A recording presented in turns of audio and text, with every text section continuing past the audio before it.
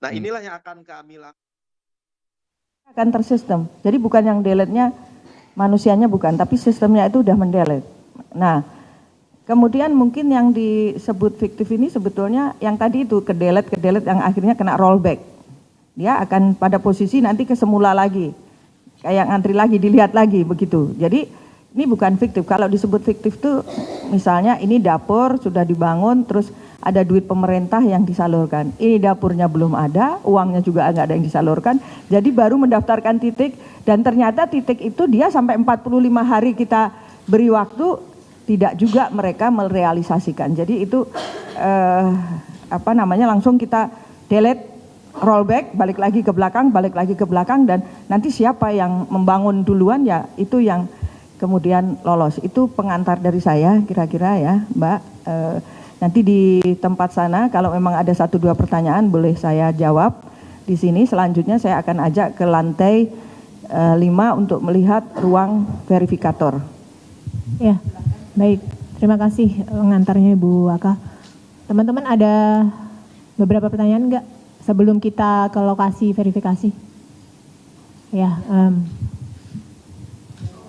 dari Kompas, Mbak.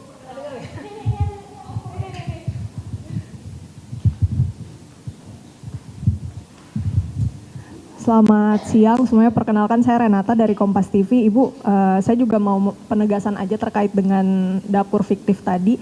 Mungkin dengan adanya beberapa peristiwa belakangan yang terjadi, ditambah juga ada laporan dugaan dapur fiktif ini, yang saya ingin tanyakan apakah dalam tahapan verifikasi ini dari BGN ada metode baru atau metode yang berbeda gitu pendekatannya untuk melakukan verifikasi kepada calon-calon mitra ini. Karena kan kita melihat yang kemarin-kemarin ini lumayan beresiko untuk para peserta didik yang menerima MBG kan. Jadi kedepannya apakah ada evaluasi untuk proses verifikasi ini atau seperti apa? Tentu Mbak, bahkan ini yang baru nih, hari ini sudah kita keluarkan surat kepada semua dapur yang kemarin bermasalah dimulai karena yang paling banyak di bulan September, kita tutup dalam waktu batas yang tidak ditentukan, artinya sampai investigasi selesai.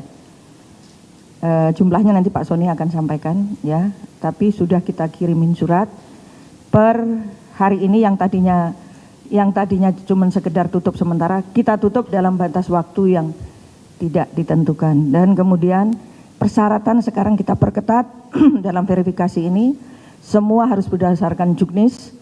Bahkan nantinya kita sudah juga membentuk tim untuk turun apakah, karena kadang kan ini karena saking banyaknya, apakah kita, kan ini mereka kirim foto ya kan, di ininya kirim foto, itu biasanya memang ada sebelum kita verifikasi itu ada lagi yang SPPI, kepala SPPG yang di daerah Korwil ya istilahnya, Korwil.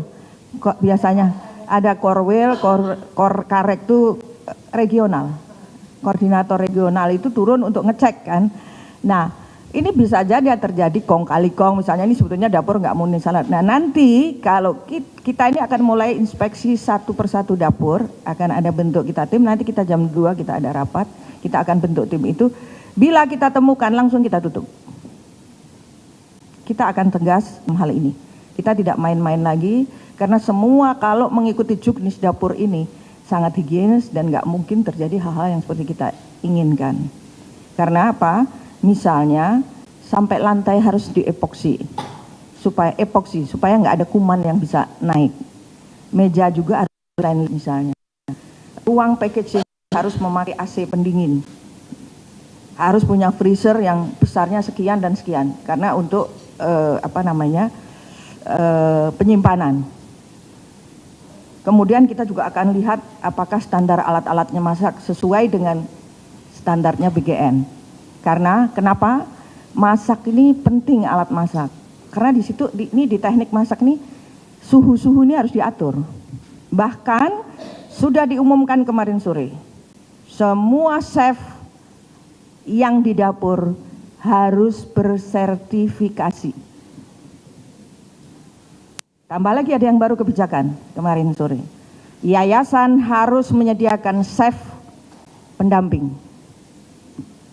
Jadi bukan hanya dari BGN, karena yayasan sudah menerima manfaat dari kita sewa lahannya, bangunannya, maka dia harus mengeluarkan, ikut bertanggung jawab dengan menyediakan SAFE. Kenapa? Supaya ini kontrolnya, ada kontrol dari pihak BGN, tapi ada kontrol juga dari pihak mitra. Ini antara lain yang kita lakukan, Mbak Renata. Jadi di verifikasi nanti kita akan makin ketat. Dan karena kita terima foto, kemudian nanti kita akan yang melihat itu kan ada karek, korwil yang di daerah. Nah, ya ini bisa terjadi hal-hal yang tidak kita inginkan. Mungkin ada lolos 1-2 ya kan. Mungkin punya budenya, bulenya atau siapa, tantenya atau hubungannya apa. Nah, kita nanti akan inspeksi satu persatu dapur dan kita kalau menemukan yang tidak sesuai dengan juknis kita langsung akan tutup.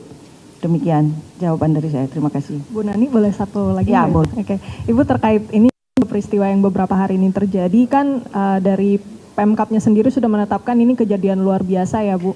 Sebenarnya kalau dari bagian ini menyelidikinya Bukan dari mana, Bandung yang luar Iya, biasa. Yang lebih dari hampir 1.000 ya Ibu, lebih dari Jadi 800. Gini, saya nggak mau nyebut angka. Apapun satu nyawa pun itu adalah sebuah peristiwa, ya. Yang terjadi KLP di Bandung Barat, yang lainnya belum. Jadi dan mudah-mudahan tidak terjadi. Ya. Penyelidikannya Ibu dari bagian seperti apa? Sudah turun dan kami tentu belum bisa menyampaikan. Kemarin sudah beberapa kali sampaikan kalau secara teknis terjadi adalah SOP yang tidak dijalankan. Sekarang kami sudah